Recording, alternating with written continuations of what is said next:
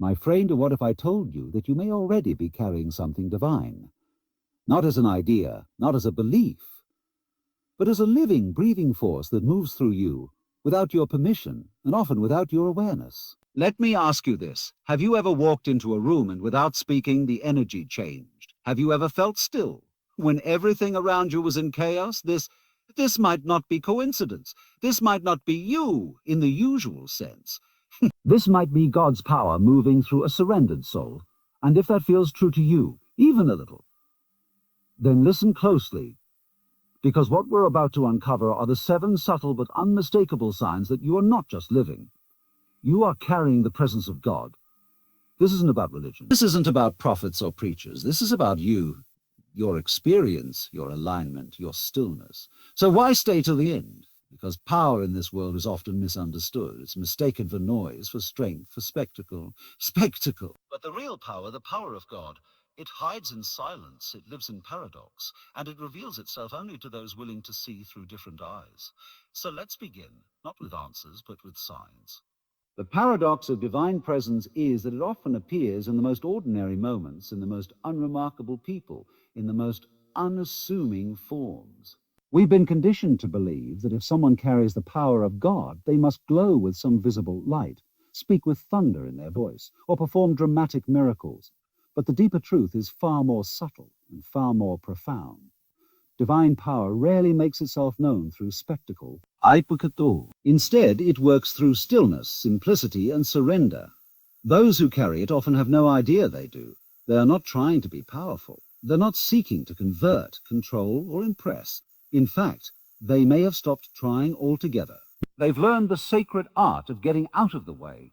They've come to realize that power in its truest form is not something you acquire, but something you allow to flow through you. The moment you stop striving to be divine is the moment divinity uses you. This is the paradox.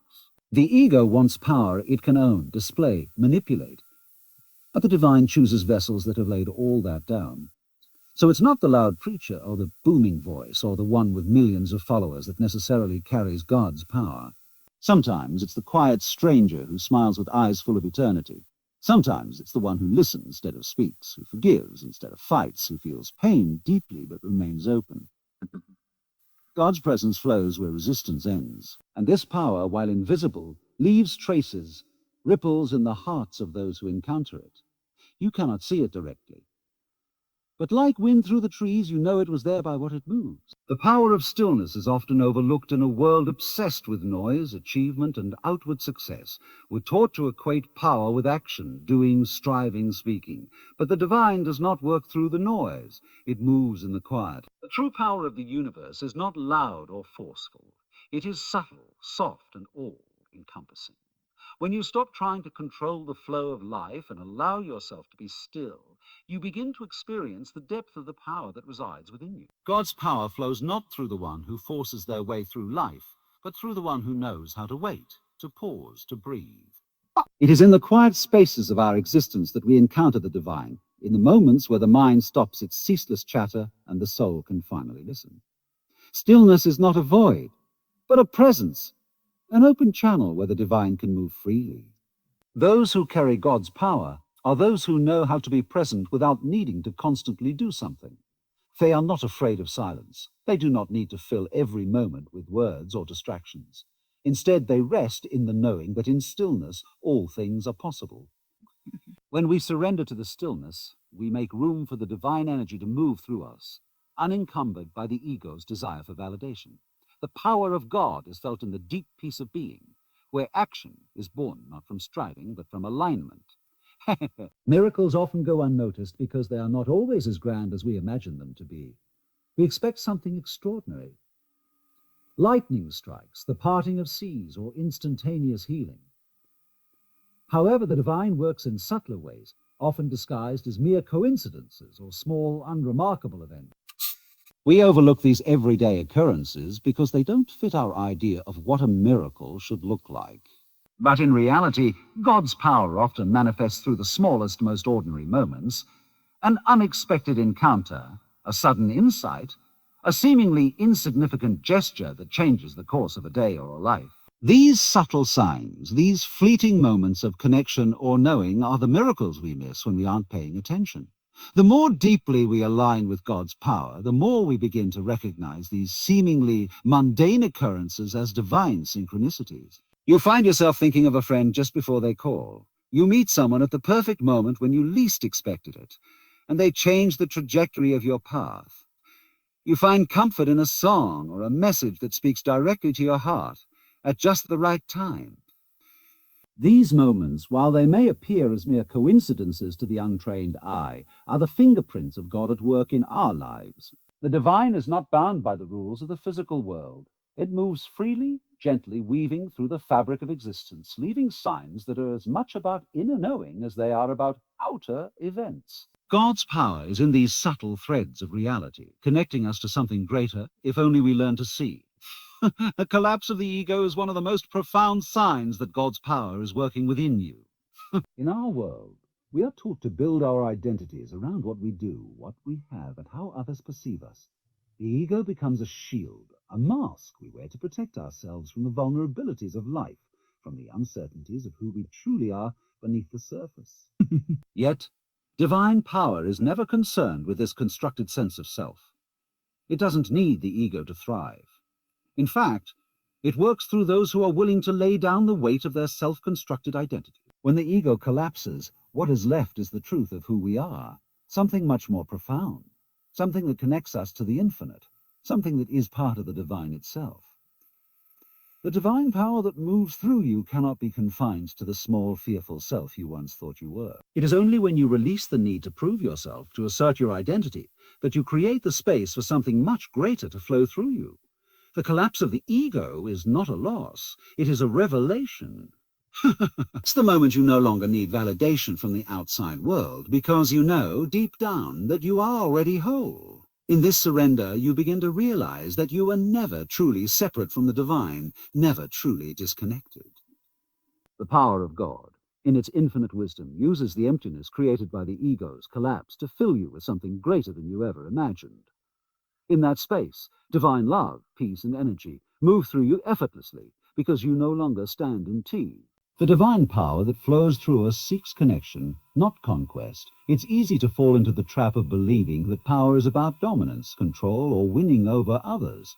We are taught from an early age that success is measured by how much we can assert our will, by how much we can impose ourselves on the world.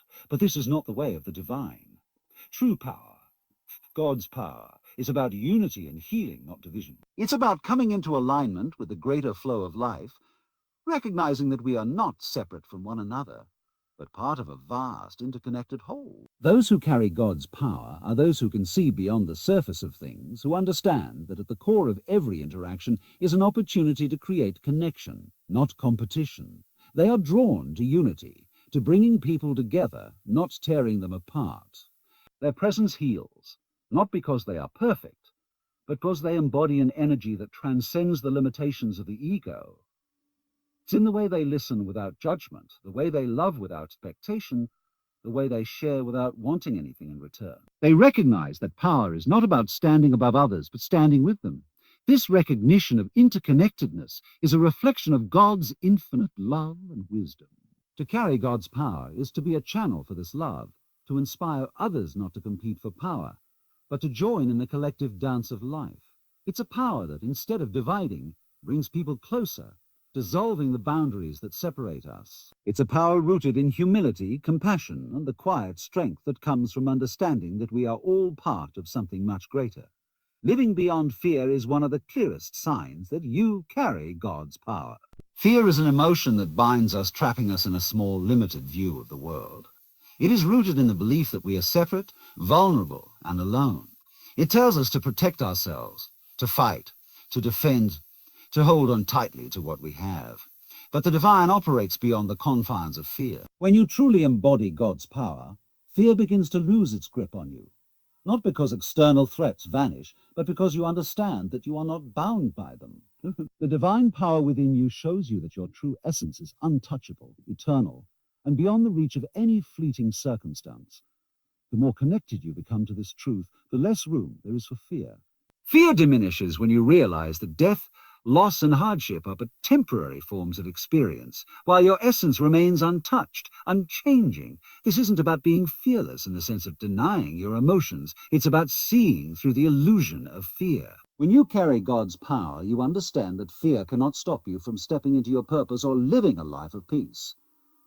You face challenges with grace because you know they are simply opportunities for growth, not threats to your survival. Your presence, grounded in this divine power, reassures others. It becomes a beacon, a light in times of darkness, because you no longer react with fear, but with wisdom, love, and trust. Living beyond fear doesn't mean you will never feel fear again. It means you are no longer ruled by it. And when you stop being ruled by fear, you unlock the full potential of God's power within you. In conclusion, the signs that you carry God's power are not always dramatic or visible to the naked eye.